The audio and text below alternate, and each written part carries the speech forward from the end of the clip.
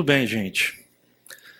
Na semana passada, domingo passado, a gente começou a conversar aqui sobre esse tema, porque tem sido a gente que está lidando, né, com as pessoas no dia a dia. Temos percebido aqui na nossa comunidade muitas pessoas vivendo essa realidade do esgotamento. Muita gente cansada, muita gente sobrecarregada, muita gente muitas vezes vivendo nessa situação no limite, com a bateria aí chegando no finalzinho, precisando de alguma maneira uma oportunidade para fazer uma recarga. E aí a gente começou a conversar a partir de um texto bíblico que é uma fonte de recarga maravilhosa, que é o Salmo 23. Toda essa série ela está sendo pensada a partir de insights que a gente encontra no Salmo 23. Queria ler novamente, a gente leu na semana passada, eu queria ler aqui, vamos ler juntos, os 4 primeiros versículos do Salmo 23, estão ali na tela, vamos lá? O Senhor é o meu pastor, de nada terei falta. Em verdes pastagens me faz repousar e me conduz a águas tranquilas. Restaura-me o vigor. Guia-me nas veredas da justiça por amor do seu nome. Mesmo quando eu andar por um vale de trevas e morte, não temerei perigo algum, pois tu estás comigo, a tua vara e o teu cajado me protegem. Vamos ter mais um tempo de oração para a gente poder refletir, continuar a nossa reflexão nesse salmo. Vamos orar? Pai querido, o Senhor conhece o coração de cada um aqui nessa noite.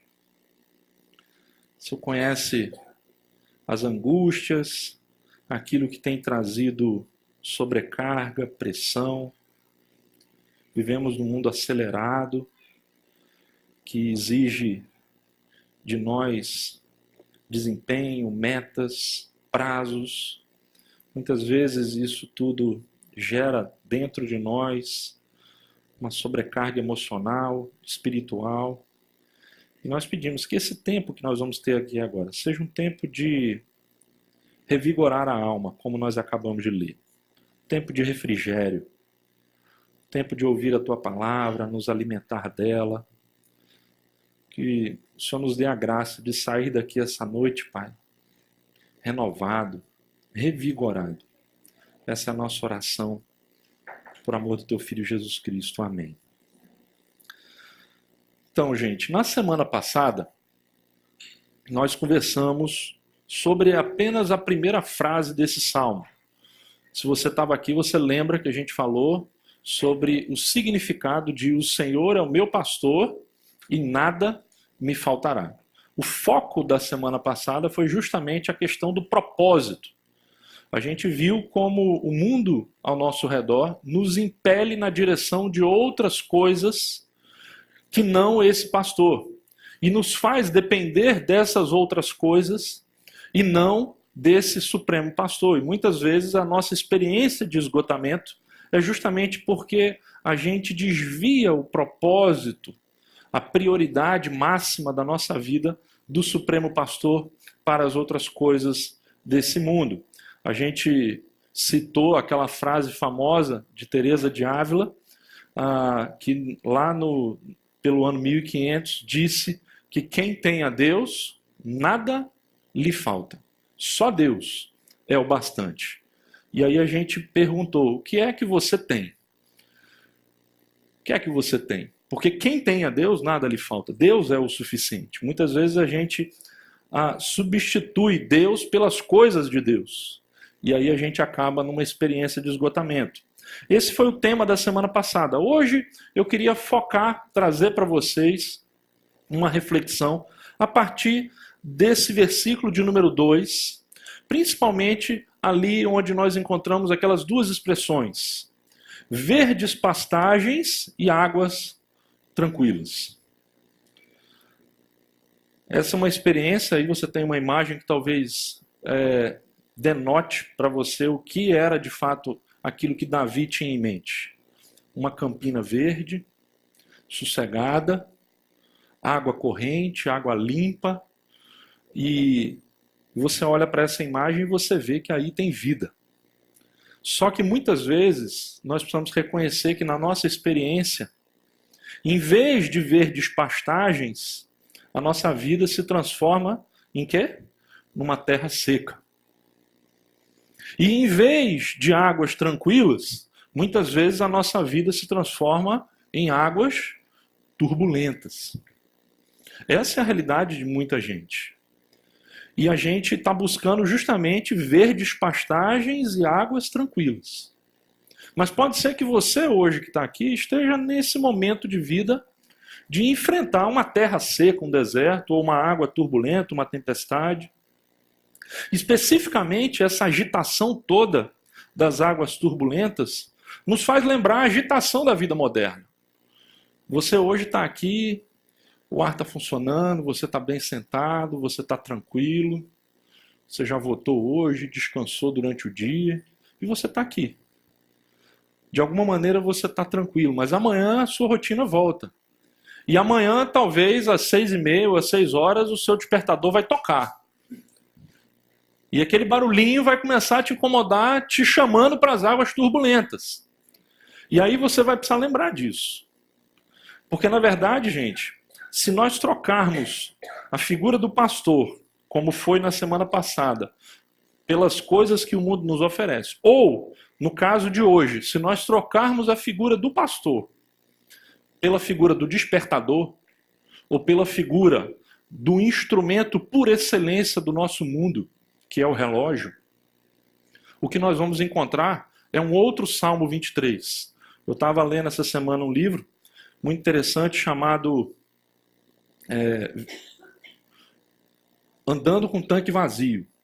E aí esse camarada mencionou o Salmo 23, só que uma versão atualizada do Salmo 23, colocando o relógio como o pastor. E olha só o que ele encontrou. Olha que coisa surreal. Salmo 23 revisitado. Veja se muitas vezes a nossa experiência não é essa. O relógio é o meu ditador.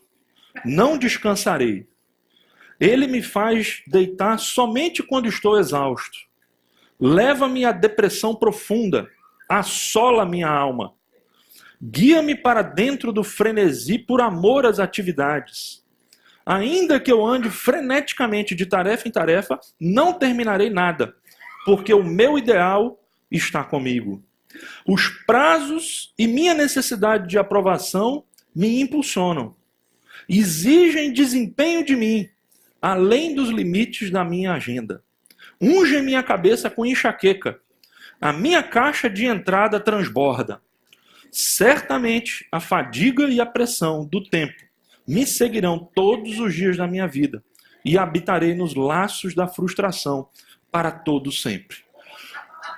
Muitas vezes não é isso que acontece? A vida de muita gente tem esse salmo. Isso aqui é um salmo moderno. É um salmo de lamento. Não é verdade? É um salmo de lamento do que é a nossa vida hoje. O que nós vemos, gente, a constatação que a gente chega hoje, a frase que a gente mais ouve é essa: não tenho tempo. Não tenho tempo. Você já percebeu como a gente hoje vive com duas sensações muito presentes na nossa vida, relacionadas a essa questão do tempo? A primeira é que o tempo anda mais depressa. Cada dia que passa, a gente tem essa sensação que o tempo está correndo mais. E, na verdade, não está. O tempo anda do mesmo jeito. Valeu, Fufu. E a segunda sensação é que sempre há algo por fazer. Ou seja, a gente tem mais demandas. Então, a gente tem menos tempo e tem mais demanda. Isso vai gerar o que em nós? Esgotamento, ansiedade. É isso que a gente experimenta hoje. Você, eu, amanhã, quando o seu relógio tocar, você vai começar a ter essa experiência. O tempo é muito curto e sempre há algo mais por fazer. Você, quando parece que não tem algo para fazer, você se sente culpado. Como assim não tenho algo para fazer? Eu estou me sentindo culpado. Gente, Mas você já parou para pensar, por que a gente é tão ocupado? Por que somos tão ocupados? Por quê? Você já parou para refletir sobre isso? Quais são as respostas para essa pergunta? Por que você acha que a gente é tão ocupado? Eu vou chutar aqui para você 3 possibilidades. E você me diga se de alguma maneira você se encaixa em alguma delas. Porque eu muitas vezes me encaixo nessas 3 possibilidades. Primeiro, por medo. A gente tem medo, preocupação em relação ao futuro, a gente tem insegurança em relação à estabilidade profissional, e aí a gente se ocupa. A gente vai se ocupando, a gente vai se ocupando, a gente vai se ocupando, porque na verdade a nossa ocupação não passa de uma forma de expressar o medo que a gente tem de que amanhã a coisa não vai desandar. Então a gente tem que se ocupar ao máximo para garantir o nosso futuro. Muitas vezes nós somos assim, nós somos medrosos e por isso nós nos ocupamos. Ou então, acredite se quiser, por orgulho. Sabe por causa de quê? Porque a gente vive numa sociedade em que as pessoas mais ocupadas são também as pessoas mais importantes. É verdade ou não é? Se você liga para um consultório médico, para um cardiologista, e você fala assim, eu estou precisando fazer um exame, ou eu estou precisando de uma consulta, para quando que você pode me atender? Ele falou, olha, dá para vir daqui a meia hora? Como assim? Está livre? Não, estou livre. Você, peraí, deixa eu pensar um pouquinho. Você desliga o telefone. Aí você vai ligar para o outro. E aí o outro vai chegar para você, a secretária dele vai dizer assim, daqui a uns 2 meses e meio, tá bom? Poxa, mas não tem antes? Não, daqui a 2 meses e meio, porque ele é muito ocupado. Aí você desliga. Qual dos dois você acha que é o melhor médico? Você começa a pensar, se o cara está desocupado é porque ele não é bom. Se ele está ocupado é porque ele é bom. Você já percebeu como que nós, na nossa cabeça hoje, a gente confunde ocupação com competência? E muitas vezes a gente acha que as pessoas mais ocupadas são competentes. Aí, muitas vezes as pessoas chegam para você e falam assim, eu sei que você é muito ocupado. E você enche o peito. Poxa, estão me elogiando, né? Sou um cara muito ocupado. Isso aqui para mim é legal, porque se estão dizendo que eu sou muito ocupado é porque eu sou um cara importante. Porque o cara que não é importante não fica ocupado. Não é verdade? Então, muitas vezes, a nossa ocupação não passa de um disfarce para quê? Para o nosso orgulho, para o nosso desejo de aceitação. E mais, gente, por preguiça. Mas, peraí, como assim? Ocupado com preguiça? Sim! Porque você sabia que o C.S. Lewis uma vez disse o seguinte, o preguiçoso trabalha duro. Por quê? Porque como ele não planeja nada, ele vai só apagando incêndio, ele faz tudo, a agenda controla, então ele está sempre muito ocupado. Porque ele deixa que as demandas, a agenda, o que surge na vida dele, ocupe o tempo dele. A agenda não está no controle dele, está no controle dos outros. Então, medo, orgulho ou preguiça. São 3 respostas. Qual seria a sua resposta? Será que você se ocupa muito por quê? Será que o que pesa mais na sua vida é o medo, é o orgulho, é a preguiça? Seja como for, essa pressão, gente, da ocupação, do tempo, muitas vezes é o que deixa a gente esgotado. E aí, o tema que nós vamos tratar hoje, pensando na ideia das águas tranquilas, pensando na ideia do pasto verdejante, é justamente a partir dessa constatação. Todos nós precisamos de um tempo de recarga. Você, eu, nós somos finitos, a gente vive nessa roda viva, nessa pressão. Todos nós precisamos de um tempo de recarga. Todos nós. E sabe qual é o nome que a Bíblia dá para esse tempo de recarga? A Bíblia tem um nome. A Bíblia tem um nome especificamente usado para descrever esse tempo de recarga. Sabe qual é esse nome? É o nome Sabá. Isso falando num português. Lá no hebraico seria o Shabat. Que nada mais é do que o sábado. A ideia bíblica do sábado. Isso, gente, é o tempo de recarga. É como Deus providenciou para nós esse tempo para recarregar. E hoje eu queria falar um pouquinho com vocês sobre o conceito bíblico disso aqui, que é justamente o conceito bíblico que cria um ambiente de águas tranquilas e pastos verdejantes. O sabá, na verdade, significa, gente, simplesmente largar. Sumiu lá? Acho que é o adaptador aí, o que pluga no computador. Já voltou? Opa, isso é boa demais, Fernanda. Sabá significa largar, dar um tempo, deixar esfriar. A palavra em si mesma não tem, em princípio, nada de religioso ou santo. Indica tempo, denotando que não estamos usando, ou seja, aquilo que habitualmente chamamos de perder tempo. Então, essa é a ideia do sabá. Sabá é simplesmente o tempo da parada. A ideia, etimologicamente falando, da palavra shabá tem a ver com parar. E é exatamente esse conceito que é tão difícil para nós hoje, porque a gente vive numa sociedade que não para nunca. 24 horas. A ideia do 24 horas nos fascina, ainda que a gente não use, mas a gente saber que tem alguém trabalhando 24 horas por dia lá, à nossa disposição, é maravilhoso. Gente, o que a palavra de Deus fala sobre isso? Por que isso é tão importante? Principalmente para lidar com a questão do esgotamento. Vamos pensar um pouquinho? Eu queria trazer para vocês basicamente 2 textos, que é, na verdade, o mesmo texto. Deixa eu explicar. Você sabe que a ideia do sábado, ou o mandamento do sábado, como você vai ver, está ali nos 10 mandamentos. Isso faz parte dos 10 mandamentos. Você sabe algum dos 10 mandamentos? Tirando esse? Alguém sabe algum dos 10 mandamentos aqui? Me diga aí. Não matarás. Não terás outros deuses além de mim. Não o quê? Não cobiçarás. O que mais? Isso é um resumo, né? É o resumo, é o primeiro que seria, né?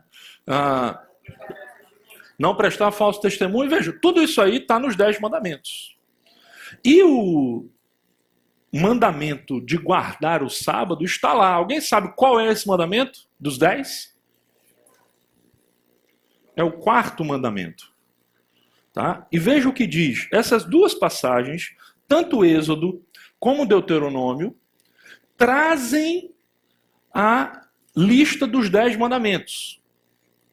A lista dos 10 mandamentos aparece em Êxodo e aparece em Deuteronômio. Basicamente, a parte que é igual, que bate exatamente o mesmo texto, é essa parte que nós vamos ler aqui. Tem uma parte que é diferente, eu vou ler logo em seguida. Mas veja só o que diz aí. Guardarás o dia de sábado, a fim de santificá-lo, conforme o Senhor, o teu Deus, te ordenou. Trabalharás 6 dias e neles farás todos os teus trabalhos. Mas o 7º dia é um sábado para o Senhor, o teu Deus. Nesse dia não farás trabalho algum, nem tu, nem teu filho ou filha, nem o teu servo ou serva, nem o teu boi, teu jumento ou qualquer dos teus animais, nem o estrangeiro que estiver em tua propriedade. Eu queria fazer, para a gente começar aqui, 3 observações rápidas, tá? São preliminares. 3 observações preliminares aqui, bem rapidamente, para a gente explorar uma questão mais importante, eu diria. Primeira observação preliminar que eu queria dizer para você. Primeiro, sábado não é uma sugestão de Deus. Sábado é um mandamento, gente. Tá? Deixa-me dizer para você que eu não estou aqui falando especificamente do dia sábado, mas eu estou falando do conceito de um dia de descanso, tá bom? O que eu quero mostrar para você é que esse conceito desse dia, ele faz parte do conjunto dos 10 mandamentos. E há muita discussão sobre a validade disso para a gente. Agora, seja como for, é verdade. No Antigo Testamento, a gente tem muitas leis aqui que, de fato, elas não são mais aplicáveis aos nossos dias. Né? Os estudiosos classificam a lei do Antigo Testamento pelo menos em 3 categorias: a lei moral, a lei cerimonial, que tem a ver com a lei ritual, ritualística lá da religião do Antigo Testamento, e a lei civil, que eram as leis do Estado. Pois bem, essa lei civil e a lei cerimonial, ela hoje, ela já não tem mais um aspecto normativo para a gente. A lei moral não. Essa lei moral é sintetizada nos 10 mandamentos. Então, veja bem, dificilmente você vai discordar de mim de que não matarás continua valendo. Você concorda comigo ou não? Não matarás expressa a vontade de Deus para a nossa vida, a maneira como nós devemos viver como filhos de Deus. Isso é um mandamento para nós. Não furtarás também. A pergunta é por que a gente aceita os 9 mandamentos e a gente tirou esse? Isso aí para nós não é mandamento, é sugestão. Não, se der, bem. Se não, ninguém diz assim, se der para eu não matar, eu não mato. Mas se eu não conseguir, eu vou matar. Na verdade, ninguém fala isso. Não matarás e pronto, acabou, não pode. Só que quando a gente chega no sábado, a ideia do dia separado, a gente diz, não, se der, a gente observa. O que eu quero dizer? É que como é um mandamento, gente, essa observância, essa guarda desse dia, não deve acontecer simplesmente quando der. Isso tem que ser uma intencionalidade, a gente tem que levar a sério esse negócio, como a gente vai ver logo em seguida. Segunda observação que eu queria trazer para você é que o sabá não é simplesmente, é o que muita gente pensa, um dia livre. Não é um dia livre. Porque o texto diz assim, guardarás, a ideia de guardar aqui é o quê? Se você tem uma coisa muito preciosa, o que você faz? Você guarda. Você vai lá, bota lá no lugar seguro. Você não viola ele, você guarda. Então, guardarás o dia de sábado a fim de santificá-lo. O que é santificar esse dia? Você sabe qual é o sentido da palavra santificar? Originalmente, no Antigo Testamento? É separar. É tipo assim, não é deixar livre, porque se está livre, está disponível. E se está disponível, você vai colocar nele qualquer coisa que aparecer. Você concorda comigo? Por isso, o sabá não é um dia livre. Não é aquele dia que você deixa assim, hoje eu não tenho nada para fazer, vou resolver tudo que eu tenho. E às vezes o dia livre você cansa mais do que o dia de trabalho.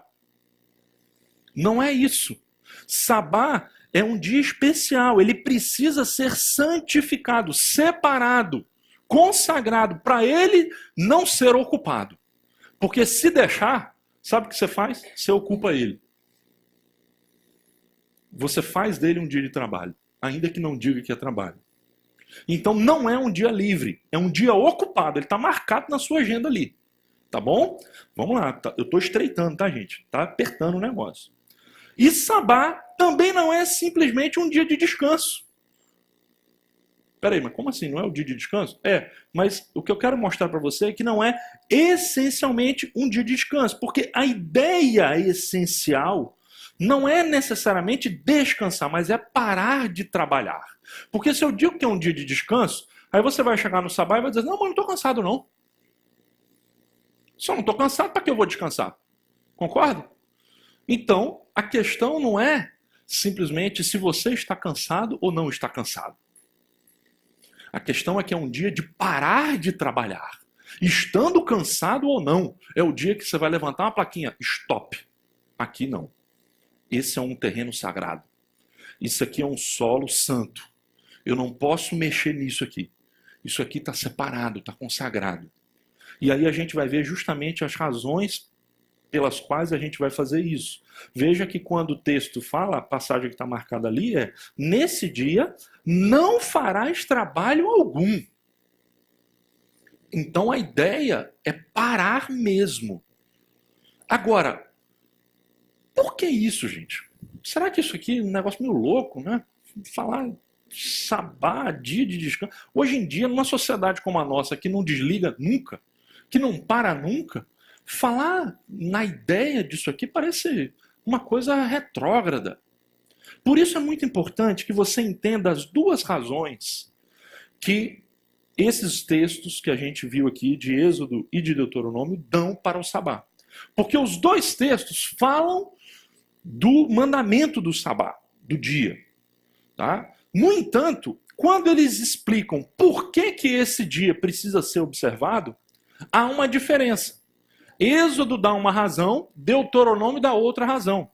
E essas duas razões, elas se complementam. Por quê?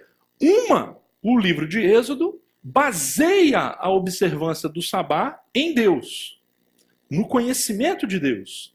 E o livro de Deuteronômio baseia a observância do sabá no homem, na experiência humana.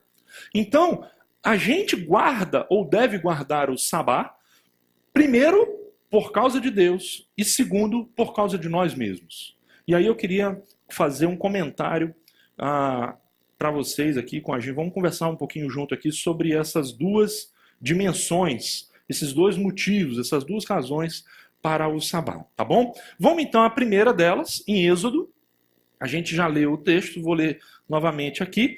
Ele diz: lembra-te do dia de sábado para santificá-lo, trabalharás 6 dias, neles farás todos os teus trabalhos, mas o 7º dia é o sábado dedicado ao Senhor, o teu Deus. Nesse dia não farás trabalho algum, nem tu, nem teus filhos ou filhas, nem teus servos ou servas, nem teus animais, nem os estrangeiros que morarem em tuas cidades. E aí ele dá um motivo. Pois em 6 dias o Senhor fez os céus e a terra, o mar e tudo o que neles existe.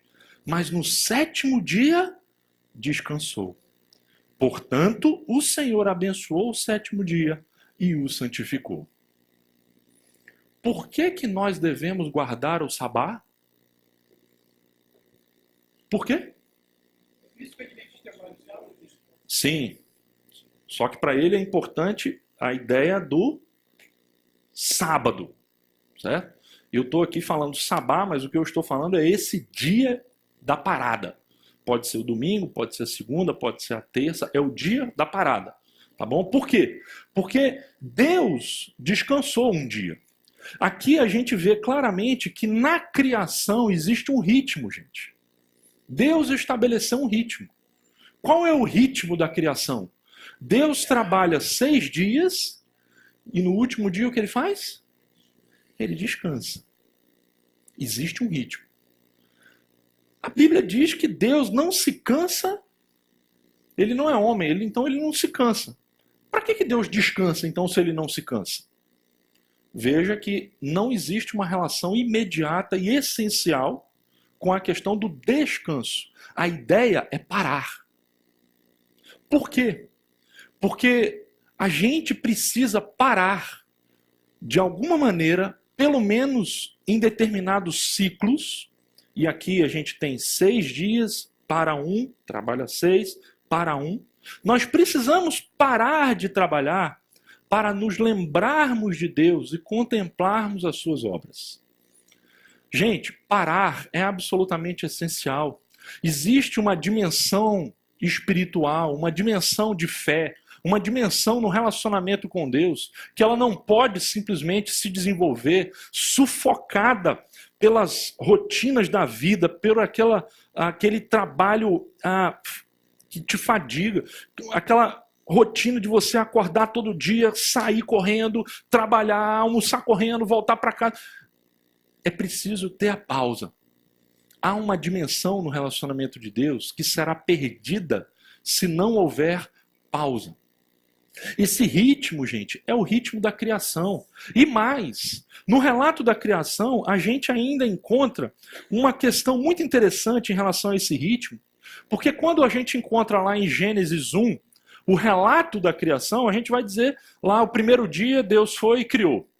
E aí, no final de cada dia, o texto de Gênesis, no capítulo 1, repete essa frase. Houve tarde e manhã o primeiro dia.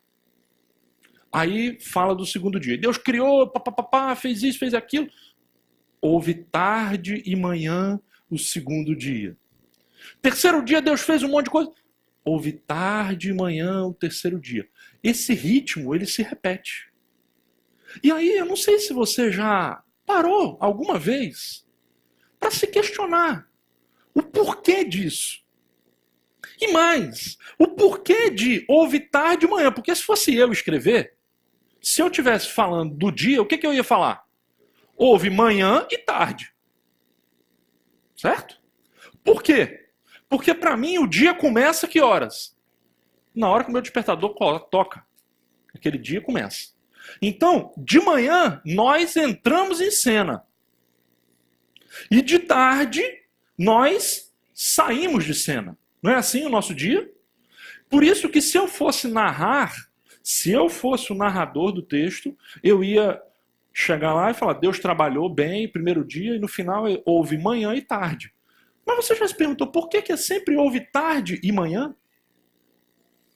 Talvez porque Deus, gente, esteja querendo nos ensinar algo muito precioso sobre a maneira como Ele vê o dia.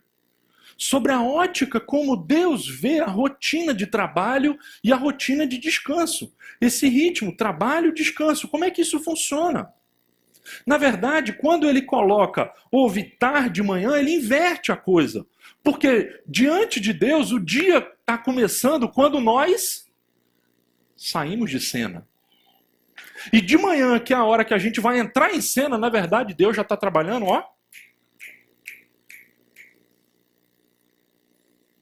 Isso ensina o que para você? É que, de alguma maneira, o seu dia não começa com tudo aquilo que você faz. Que Deus, enquanto você... E aí tem o nome daquele filme aí que as mulheres gostam muito, né? Enquanto você dormia, Deus já estava preparando tudo. Enquanto você dormia, já tinha um monte de coisas acontecendo ao redor do mundo, preparando esse dia para você. Houve tarde e manhã. É por isso que na Bíblia a gente lê, por exemplo, no Salmo 46, parem de lutar, ou seja, parem, olha a parada, e saibam que eu sou Deus. A ideia aqui é a seguinte, se você não para de lutar, você não vai saber que Deus é Deus. Para você saber que Deus é Deus, você precisa o quê? Parar de lutar. Porque se você não para de lutar, você vai confundir a si mesmo com Deus. Você vai achar que os resultados, as coisas que acontecem na sua vida são fruto do seu trabalho e só. Por isso o texto diz, parem de lutar.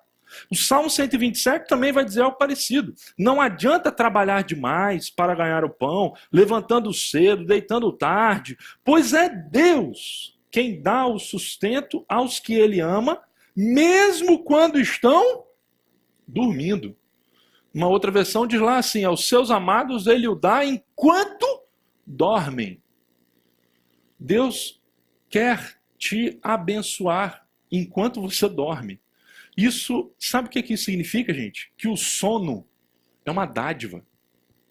O sono é um exercício especial de Deus, de confiança e de fé. Porque se há um momento na sua vida em que você está absolutamente entregue aos inimigos, esse momento é no sono. Quem é você? Anderson Silva dormindo, é o quê? Nada. Até a Rebequinha ganha dele dormindo. Certo? Porque quando você está dormindo, você está entregue. Veja, quero colocar 2 ou 3 frases aqui para você. Uma desse cara é um conferencista proeminente hoje nos Estados Unidos, jovem, ele diz o seguinte, Deus nos criou para gastar 1/3 de nossa vida não fazendo nada, exceto depender dele. Dormir é nossa maneira de dizer, confio em ti, Deus. Sei que serás o mesmo sem eu tentar fazer tudo. Essa é a maneira com que ele vê a importância dessa parada, tarde e manhã. Tarde, a gente sai de cena, Deus entra. Manhã, a gente entra em cena quando Deus já está no meio do caminho. Um outro texto, uma outra frase interessante, George MacDonald disse, o sono é a artimanha que Deus usa para nos dar o socorro que não consegue dar-nos enquanto estamos acordados. Então Deus te fez uma criatura que tem necessidade de dormir, simplesmente porque Ele quer te dar algo enquanto você está dormindo. E quando você está acordado, você não deixa. Então Ele te força a dormir para que Ele possa te abençoar. Percebe isso? Agora, sabe qual é o grande problema dessa história? é que a gente vive numa sociedade onde cada vez mais dormir se torna um desafio. Estatística de uma pesquisa do ano passado aqui no Brasil, 69% dos brasileiros têm dificuldade para dormir. Quem aqui tem dificuldade para dormir? Eu estou levantando a mão porque eu tenho, tá? Já faz 1 ano e meio que eu faço um tratamento para o sono. Tenho que dormir com aquela máquina, um respirador. Meu problema é mais até físico do que de cabeça. Mas é um problema para dormir. E aí, essa estatística constatou o seguinte: entre as 3 grandes causas que dificultam hoje o brasileiro a dormir, sabe quais são elas? 50% problemas familiares e financeiros. Não é por um problema físico, é por um problema o quê? Emocional. Gente que está com problema na família, problema financeiro, não consegue dormir. 40% por causa de estresse envolvendo a questão profissional. Trabalho quando você volta, que volta junto com você, que não fica lá.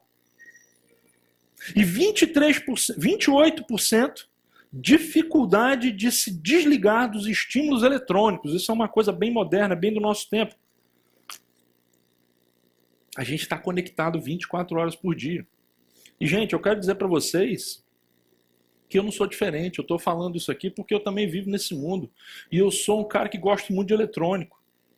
E já teve vez de eu acordar de noite, 2, 3 horas da manhã, com um barulhinho, e ter que ver o meu e-mail no celular. Eu falei, o que é isso?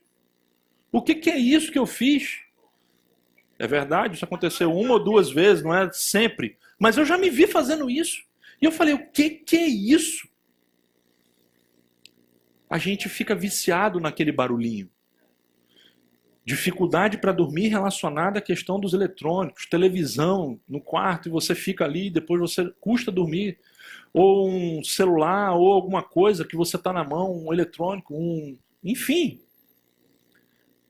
A verdade, gente, é que dormir é um ato de fé.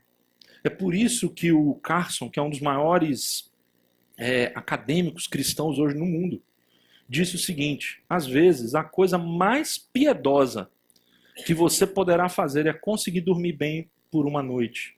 Não é orar a noite toda, mas dormir. Porque muita gente pensa que a coisa mais devocional que tem a se fazer é você ficar uma noite em oração, não é verdade? E o Carson vai dizer, não, tem horas que a coisa mais devocional que você vai fazer, mais certa espiritualmente, é dormir. Porque quando você dorme, você está confiando em Deus. A ideia do sabá está muito relacionada com essa ideia do sono, do parar. A gente dorme mal porque a gente não consegue parar. A gente não consegue desligar. A gente vive na sociedade on time, online. Tudo tem que ser na hora, 24 horas. E nós precisamos fazer um exercício. Muitas vezes nós precisamos reconhecer isso. O nosso esgotamento, gente, é porque a gente não está obedecendo o mandamento de parar. A gente está deixando isso aí relegado e está deixando correr e não obedece. Então preste atenção, a primeira razão, Deus descansou no sabá e a gente precisa descansar no sabá para nos lembrar dele. O sabá é um exercício espiritual de confiança em Deus. Quando você coloca o sabá como a prioridade na sua vida, você está colocando como prioridade que você precisa parar e dedicar um tempo exclusivo. E, gente, deixa eu fazer uma pausa, uma observação rápida, eu não quero demorar nisso, mas é muito comum você dizer assim, não, mas então quer dizer que um dia de Deus, os outros 6 são meus. Não, todos os dias são para Deus. Paulo diz, quer você coma, quer beba, faça qualquer outra coisa, faça tudo para a glória de Deus.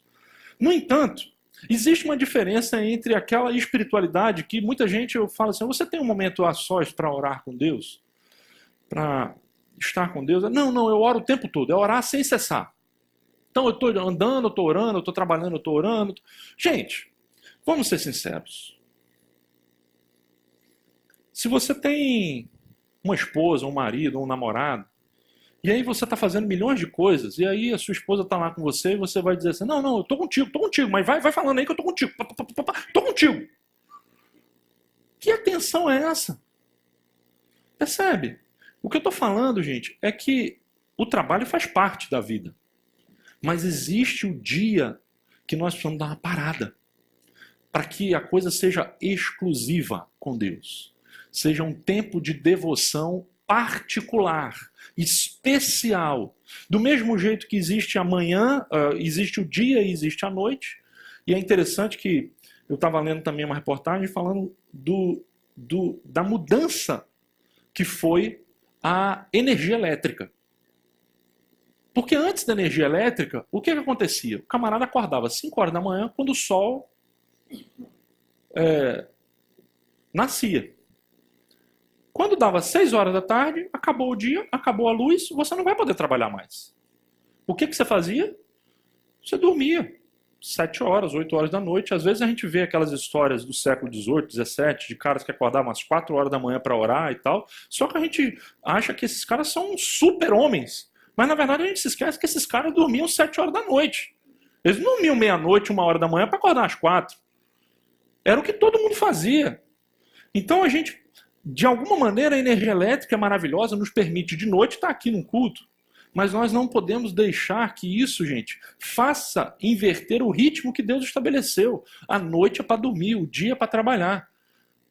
Não é trabalho de dia e trabalho de noite. Muitas vezes a gente troca o ritmo e as consequências são pesadas. Principalmente por causa do segundo motivo. E aí eu quero concluir com o segundo motivo. Deuteronômio é a segunda lista. Veja que até o meio, ela é basicamente igual ao que o texto de Êxodo disse: guardarás o dia de sábado a fim de santificá-lo, conforme o Senhor, o teu Deus, te ordenou. Trabalharás 6 dias, neles farás todos os teus trabalhos, mas o 7º dia é um sábado para o Senhor, o teu Deus. Nesse dia não farás trabalho algum, nem tu, nem teu filho ou filha, nem o teu servo ou serva, nem o teu boi, teu jumento ou qualquer dos teus animais, nem o estrangeiro que estiver em tua propriedade, para que o teu servo e a tua serva descansem como tu. Então a gente não só não trabalha, como não faz do outro trabalhar também. Só que a razão qual é? É diferente, não é a mesma razão de Êxodo. A razão aqui é: lembre-te de que foste escravo no Egito e que o Senhor, o teu Deus, te tirou de lá com mão poderosa e com braço forte. Por isso o Senhor, o teu Deus, te ordenou que guardes o dia de sábado. Qual é a razão que Deuteronômio apresenta para a guarda do sábado, do sabá? A razão é baseada no homem. A razão é a lembrança histórica da realidade do Egito, quando os hebreus eram escravos, e como escravos, eles não tinham nenhum único dia para descanso. O escravo não tem descanso. O escravo não tem salário. O escravo é de segunda a segunda. O escravo não tem essa coisa de parar. Ele não é uma pessoa. Ele não é um ser humano. Ele é uma unidade de trabalho. É como um robô. Ele não para. Já viu aquela famosa frase que você ouve quando está aterrissando no avião? Aí o cara fala: solicitamos que vocês tirem todas as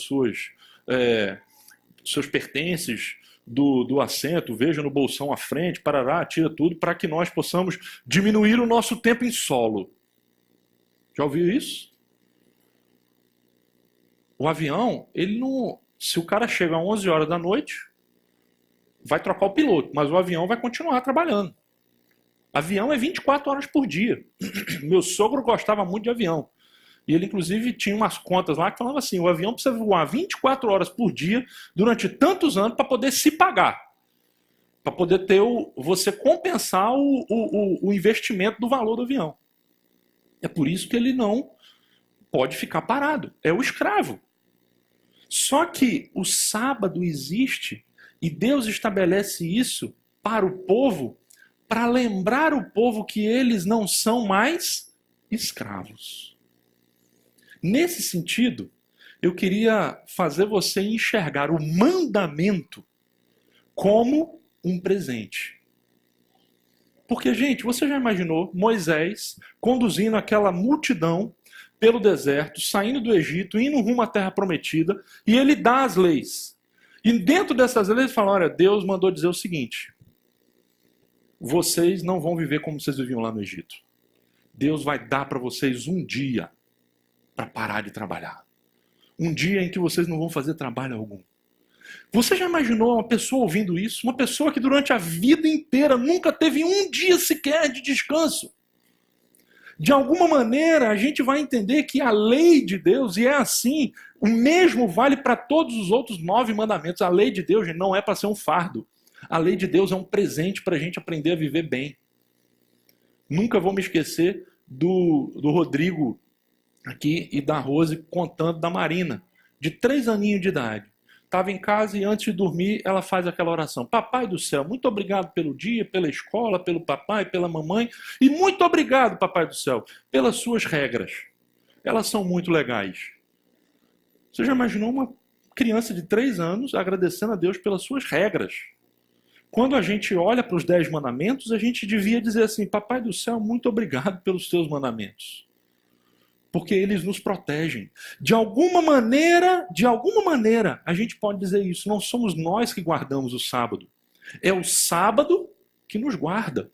É o sábado que mantém a nossa integridade. É o sábado que nos faz sermos seres humanos, em vez de máquinas e escravos, unidades de trabalho. Gente, a segunda razão, então, baseada no homem, é que nós não somos máquinas.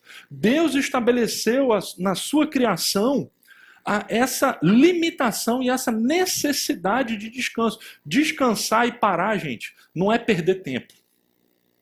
Não é um mal necessário. É respeitar o ritmo que Deus estabeleceu. E ele fez isso com tudo. Não foi só com a gente. Tudo que tem vida no nosso planeta é assim. Aliás, tem uma lei muito escondidinha no livro de Levítico que mostra pra gente essa importância do descanso não só do ser humano, mas da própria terra. Olha só, por exemplo, eu peguei como um exemplo só para você, Levítico 25. Olha só o que ele diz. Quando vocês entrarem na terra que lhes dou, Deus falando, a própria terra guardará um sábado para o Senhor. Durante 6 anos, semeiem as suas lavouras, aparem as suas vinhas e façam a colheita de suas plantações. Mas no 7º ano, a terra terá um sábado de descanso, um sábado dedicado ao Senhor. Não semeiem as suas lavouras, nem aparem as suas vinhas, não colham o que crescer por si, nem colham as uvas das suas vinhas que não serão podadas. A terra terá um ano de descanso. Você está percebendo como é que Deus criou? Ele estava querendo impedir. Ele falou, olha, a própria terra tem que descansar. Não adianta você achar que a terra vai produzir e não vai parar nunca. A terra precisa descansar. Então, de 7 em 7 anos, um ano é um ano sabático. E eu queria, parênteses de novo, apenas para te mostrar que quando o Antigo Testamento fala em sabá, não necessariamente é o sábado, 7º dia da semana. Porque o que você está vendo aqui é o sábado, que é um ano. O sábado da terra não é o sábado da semana. O sábado aqui é usado numa linguagem metafórica. Então é nesse sentido que Jesus também muitas vezes confrontou os líderes religiosos em relação à guarda do sábado. Veja, todos nós vivemos numa terra que precisa de um tempo de recarga. A gente guarda o sábado não só para nos lembrar de Deus e que dependemos dele, mas a gente guarda o sábado porque nós somos seres finitos que precisamos reabastecer. Você conhece esse cara aqui? Alguém já viu esse cara correndo alguma vez?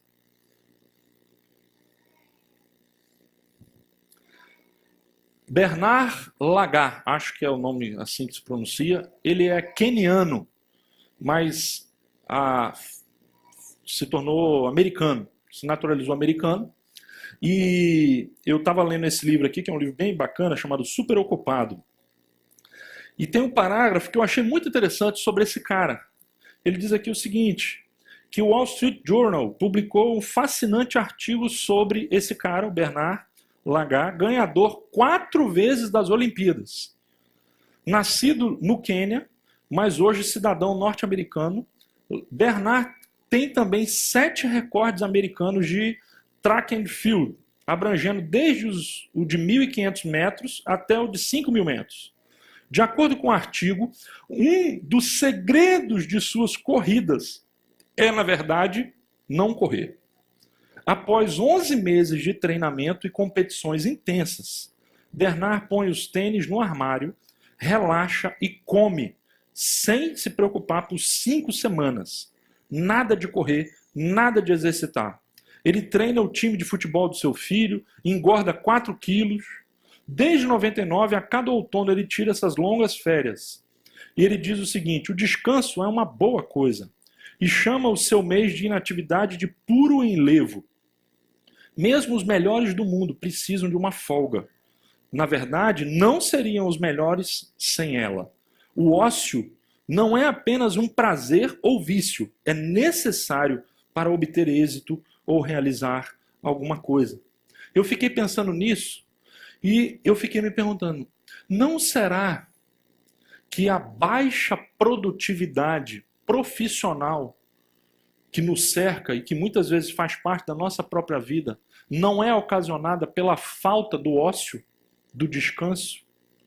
E aí a gente perde as duas coisas, a gente nem descansa e nem trabalha direito. Você já se viu distraído trabalhando e de repente você está trabalhando e você tem um celular, ou tem um Facebook, tem um monte de coisa e você já diminui a sua produtividade em tempo, porque você já não tem mais a mesma pegada que você tinha antes. Ou seja, hoje a gente vive um esgotamento tal, porque quando a gente descansa, a gente está esgotado porque fica com culpa porque não consegue descansar. Quando a gente trabalha, a gente fica esgotado porque fica com culpa porque não consegue trabalhar. Então a gente nem trabalha direito e nem descansa direito. A importância do sabá. Primeiro motivo, gente, é por causa de quê? De Deus. Porque Deus descansou. Segundo motivo, qual é? Por causa da gente, porque a gente não é máquina. O que fazer então no sabá? A gente conclui com essa pergunta. O que fazer no sabá? O que você vai fazer no sabá? Eu falei nisso, é para parar de trabalhar. Mas tipo assim, é para você ficar na cama o dia inteiro, assim, ou então de joelhos, ou então na igreja o dia inteiro orando. O que você vai fazer no seu sabá? Eu quero dar para você 2 palavrinhas, para você não esquecer o que é o programa de Deus para a gente no sabá. A primeira palavrinha é a palavrinha devoção. E a segunda palavrinha é a palavrinha diversão. Sabe qual é o nosso problema? É que muitos de nós, marcados pela religiosidade, acham que diversão no sabá é uma coisa absurda. Eu cresci e muitas vezes eu me lembro que houve uma época em que na minha igreja a gente estimulava as pessoas que ninguém podia ver televisão no dia de domingo. Futebol ou ir no jogo, então jamais. Cinema, uma blasfêmia sem perdão. Disciplinado na igreja na hora, se fosse para o cinema no dia de domingo. Então, veja só. É importante entender que, por causa do primeiro motivo, o sabá precisa ser um tempo de devoção. Ou seja, nós precisamos lembrar que nós dependemos de Deus. É um tempo de culto, é um tempo de devoção, é um tempo de parar com calma. Como diz a música que nós vamos cantar em seguida. Ler com calma. Provérbios, Cantares, Jó, Cantares, Moisés, né? A música do GB. E diversão também, gente, porque nós precisamos lembrar que trabalhar não é tudo. Então, o sabá, gente, é tanto para um tempo de devoção, como para um tempo de diversão mesmo, de fazer coisas que possam relaxar a sua vida, o seu corpo, enfim, é nadar no clube, é fazer uma caminhada, é fazer alguma coisa sadia que possa enriquecer o seu corpo e a sua mente. Sabe o que você tem de exemplo? Um exemplo maravilhoso é do cara que é o grande sistematizador da reforma protestante, João Calvino. Nós aqui, como presbiterianos, somos calvinistas. E sabe o que era a dinâmica de Calvino no dia de domingo? O que ele fazia? Vou colocar a foto dele aqui, veja só o que ele fazia. Dirigia a sua congregação em oração pela manhã, e à tarde saía com pessoas de Genebra para jogar boliche. Esse era o dia de domingo de João Calvino. E aí você diz, como? O grande João Calvino? Era isso que ele fazia. De manhã, culto, adoração, estar com os irmãos, e à noite o que ele fazia de tarde? Vou jogar um boliche, vou me divertir. Gente, agora, você vai dizer, não, mas peraí, o sabá é o dia que eu tenho que botar minhas contas em dia, vou fazer o orçamento da semana, vou fazer compra de mês, vou poder... E aí você começa, vou arrumar um monte de coisa lá em casa que está pendente. Gente, o sabá não é o dia para você fazer aquelas coisas tão entulhadas. Porque isso vai se tornar um peso e um trabalho. O sabá é aquele dia em que você vai se dedicar para recarregar a sua devocionalidade e a sua espiritualidade, o seu corpo e a sua alma. Para terminar, eu deixo com vocês o convite de Jesus. Sabe qual é o convite de Jesus? Marcos 6,31. É esse convite. Vamos ler juntos? Vamos ler juntos? Venham comigo para um lugar deserto e descansem um pouco. Será que você está precisando atender esse convite? Quem aqui está precisando atender esse convite? Será que não precisamos reconhecer que muito do nosso esgotamento é porque a gente tem vivido mais parecendo com os hebreus no Egito do que com os hebreus da liberdade, debaixo, obedecendo o sabá? Nós precisamos colocar isso em prática, gente. É mandamento, não é sugestão, não. Precisamos dobrar os nossos joelhos e nos arrepender e dizer, Senhor Deus, nos perdoa, porque nós não temos não temos cumprido o quarto mandamento. Temos pecado contra o Senhor, porque não temos colocado isso em ordem na nossa vida. É essa a conotação do quarto mandamento, é colocar a vida em ordem diante de Deus. Então eu deixo esse convite de Jesus para você. Venha comigo para um lugar deserto e descanse um pouco. O que Jesus quer de você é que você obedeça. O descanso faz parte da obediência. Devoção e diversão. Assim, nós vamos encontrar águas tranquilas e vamos encontrar pastos verdejantes. Pensando na ideia do sabá. O seu sabá pode ser o domingo, ou pode ser o sábado mesmo, ou pode ser a segunda, mas é um dia em que você vai tirar para um momento especial de devoção e um momento especial de diversão. Ah, mas você não conhece a minha vida, Clinton. Eu sou um escravo mesmo. Então nós precisamos pedir libertação para você. Precisamos orar e pedir, Senhor, liberta esse sujeito. Liberta ele das metas dele, do trabalho dele, ainda que você tenha que renunciar a alguma coisa, mas nós precisamos pedir a libertação. Porque desse jeito a gente não consegue. Precisamos do sabá. Deus nos criou para obedecer esse ritmo. Vamos fazer uma oração para a gente poder cantar uma música e participar juntos da ceia do Senhor.